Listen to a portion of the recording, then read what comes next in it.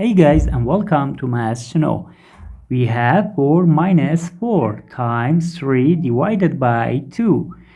Now 4 minus 4 gives us 0, and now 0 times 3 gives us 0, and now 0 divided by 2 gives us 0.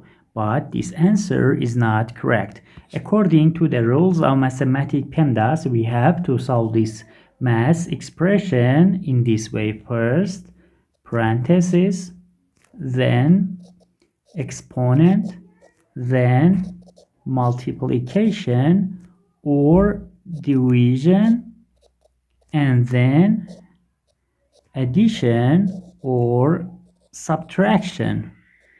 And now, according to this rule, we have one multiplication and one division that we have to solve this first. So, as we know, multiplication and division are equally important. So, we have to solve from left to right. Now, we can start with this multiplication. 4 times 3 gives us 12.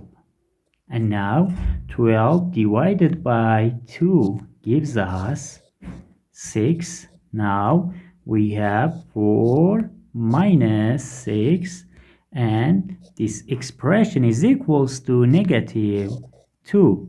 The final answer is negative 2. Thank you for watching. Please like and subscribe if you like this video.